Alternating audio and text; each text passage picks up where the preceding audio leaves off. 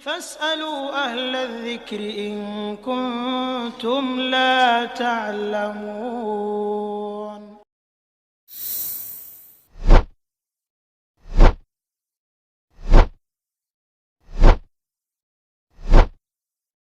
بسم الله الرحمن الرحيم. الحمد لله والصلاة والسلام على رسول الله وعلى آله وصحبه وسلم تسليما كثيرا. أما بعد، فأيها الأخ الكريم وأختي الكريمة yang saya cintai dan hormati, rahimani Allah wa iyyak wa baraka fik. Di antara keistimewaan bulan Ramadan adalah Allah Jalla wa Ala menamakannya sebagai bulan yang diturunkan Al-Quran di dalamnya.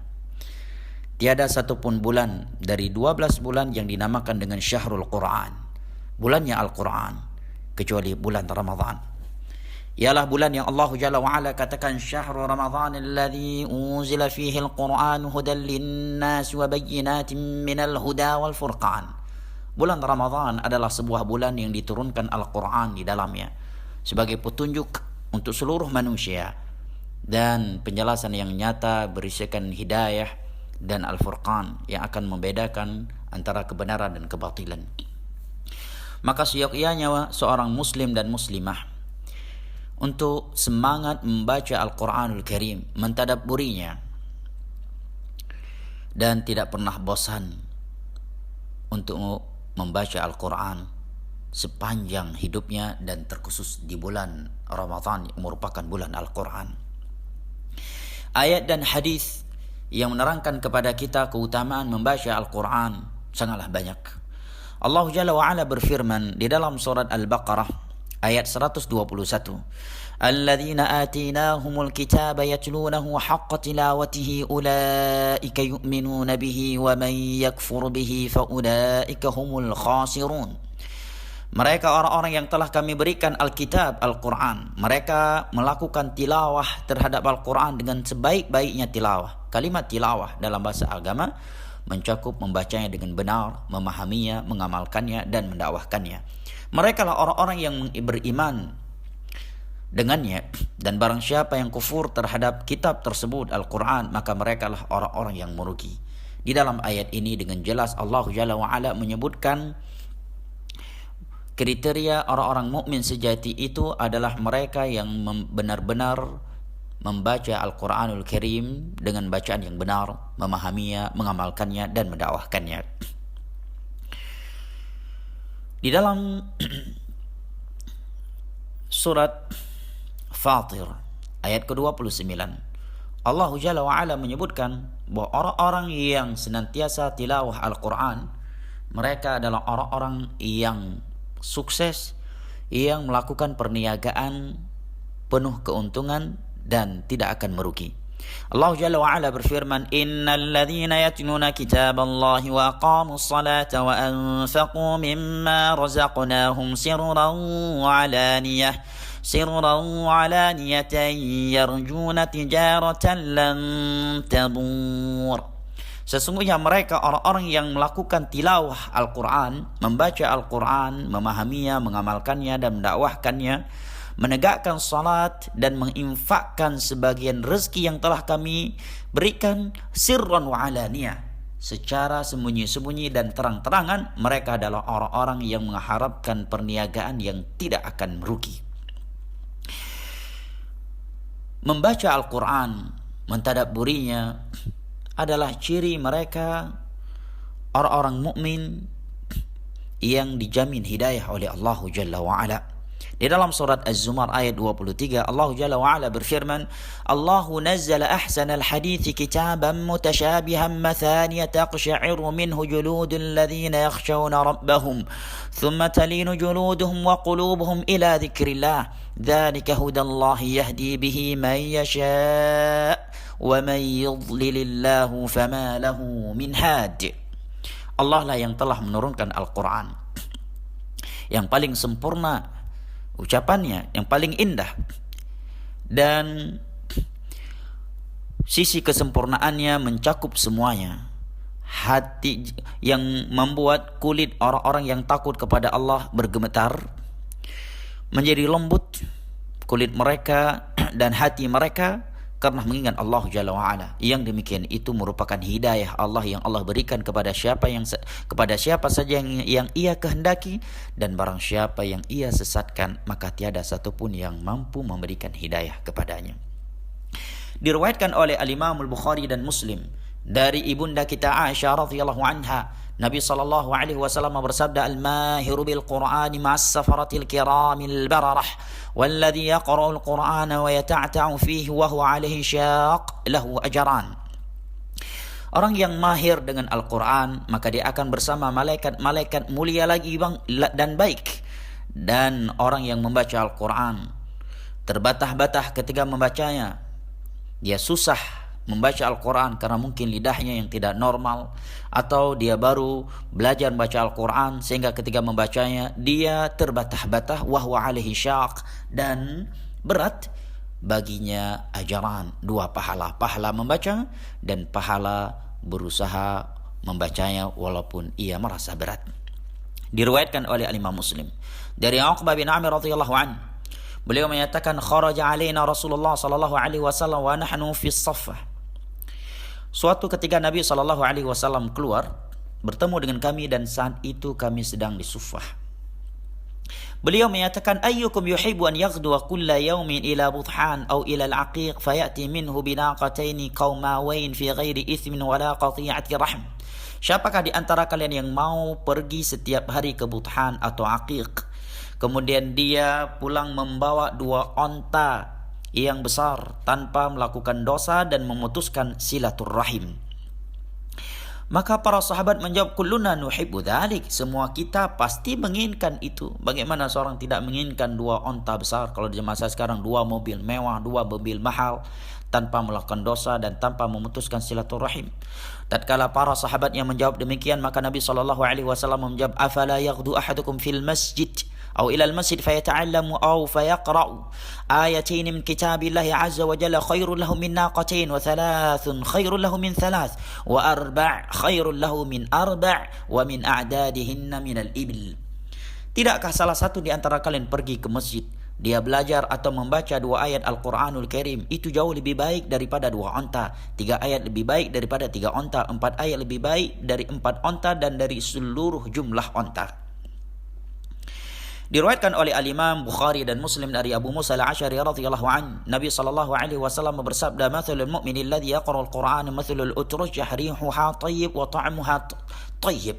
Perumpamaan seorang mukmin yang gemar membaca Al-Quran itu seperti buah utrujah yang baunya harum dan rasanya pun manis. Wa mathalul mu'mini alladhi la yaqra'ul Qur'ana kamathali tamrah la riha laha wa ta'muha hulwun. Adapun perumpamaan mukmin yang tidak membaca Al-Quran, yang jarang membaca Al-Quran, itu seperti buah kurma yang tidak harum, tidak memiliki aroma yang harum walaupun rasanya manis. Wa mathalul munafiqil ladzi yaqra'ul Qur'an wa mathalur rayhanah rihuha thayyib wa ta'muha mur. Perumpamaan munafik yang suka membaca Al-Quran itu seperti rayhanah, buah rayhanah yang baunya harum tetapi rasanya pahit karena kenifakannya. Wa mathalul munafiqil ladzi la yaqra'ul Qur'ana kamathalil handhalah laisa laha rihun wa ta'muha mur. Adapun munafik yang tidak membaca Al-Quran, maka perumpamaannya seperti handhalah, sebuah buah yang tidak memiliki aroma yang enak dan rasanya pun pahit. Perhatikan saudaraku mukmin, munafik yang Allah katakan mereka fid darkil asfali minan nar, berada di dalam kerak api neraka, tetapi dari sisi perumpamaan, munafik yang sering membaca Al-Quran jauh lebih bagus perumpamaannya, lebih mending daripada munafik yang tidak membaca Al-Quran.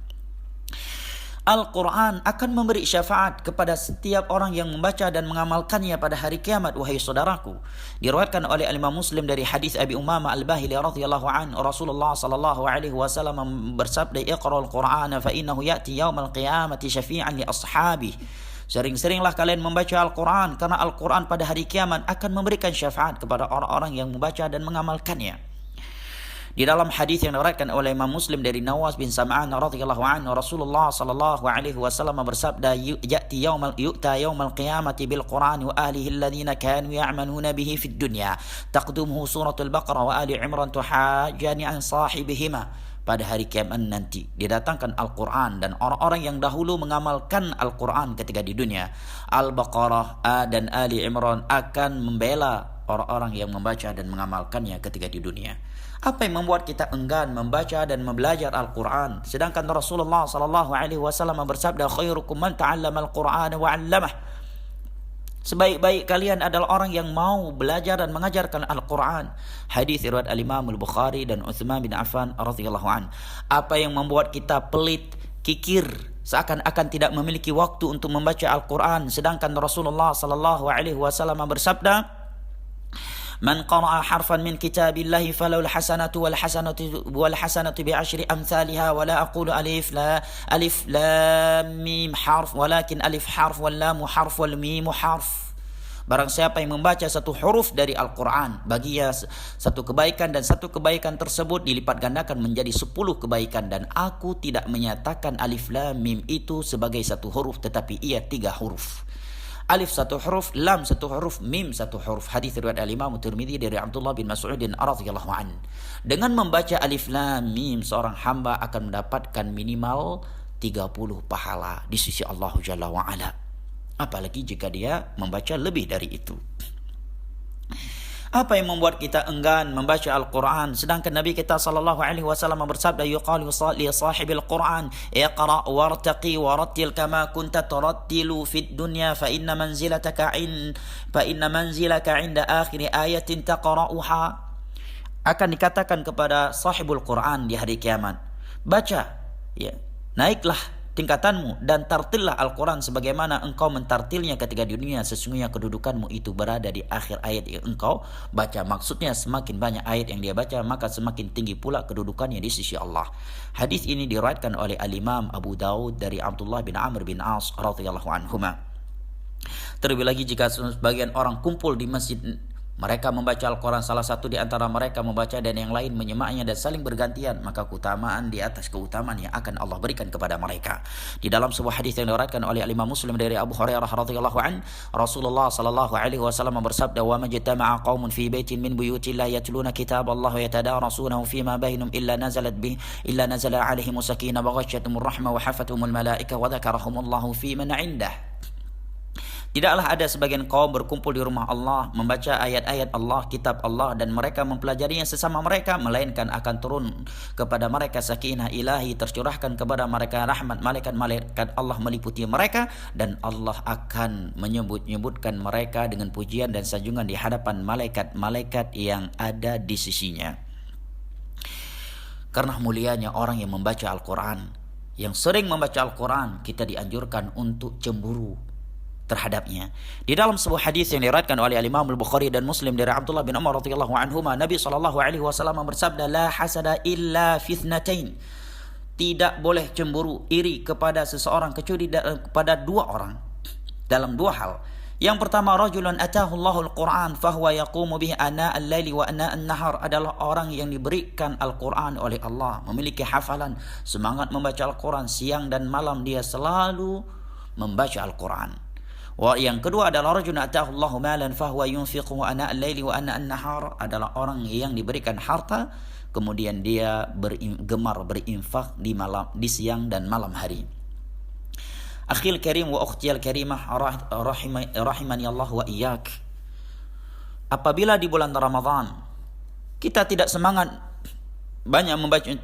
membaca Al-Quran, mungkinkah kita akan semangat di luar bulan Ramadan? Dan jika kita tidak mampu merasakan lezat dan manisnya membaca Al-Quran dan membacanya di siang dan malam Ramadan, akankah kita akan merasakan kelezatan dan keindahan membaca Al-Quran di bulan Ramadan, di selain bulan Ramadan? Sedangkan bulan yang dinamakan sebagai bulan Al-Quran hanyalah bulan Ramadan. Para ulama salaf, kalau kita membaca bagaimana mereka bersama Al-Quran sepanjang hidup mereka, maka sungguh kita akan minder dan akan malu tatkala mengatakan diri kita ini pengikut salaf, dan terkhusus keadaan mereka bersama Al-Quran di bulan Ramadan. Di antara mereka ada yang mengkhatamkannya setiap hari di bulan Ramadan, ada yang di antara mereka dalam 1 malam, di antara mereka ada yang mengkhatamkannya dalam 1 kali salat. Al-Imam Ibn Rajab rahimahullah ta'ala menyebutkan, di antara para salaf ada yang mengkhatamkan Al-Quran setiap 2 malam. Ada di antara mereka yang mengkhatamkan Al-Quran dalam setiap 3 hari. Bahkan disebutkan Al-Imam Syafi'i rahimahullah ta'ala, beliau mengkhatamkan Al-Quran sebanyak 60 kali di bulan Ramadan. Dan masih banyak lagi cerita-cerita yang menunjukkan betapa fokusnya para salaf dengan Al-Quran di bulan Ramadan. Sampai-sampai di antara mereka ada yang dikatakan sungguh dia tidak punya ibadah kecuali baca Al-Quran di bulan Ramadan. Maksudnya karena seringnya dia membaca Al-Quran, bukan berarti tidak melakukan ibadah yang lainnya. Dan Nabi kita SAW di setiap malam bulan Ramadan ditemui oleh Jibril alaihi salam, fayudarisuhul Quran, maka Jibril mentadaruskan seluruh Al-Quran kepada Nabi kita SAW. Hadis dalam Sahih Bukhari. Adapun larangan Nabi SAW membaca Al-Quran kurang dari 3 hari, maka maknanya kata Imam Ibn Rajab itu jika dilakukan sepanjang waktu. Ya. Yang kedua, bukan di waktu atau tempat-tempat yang mulia.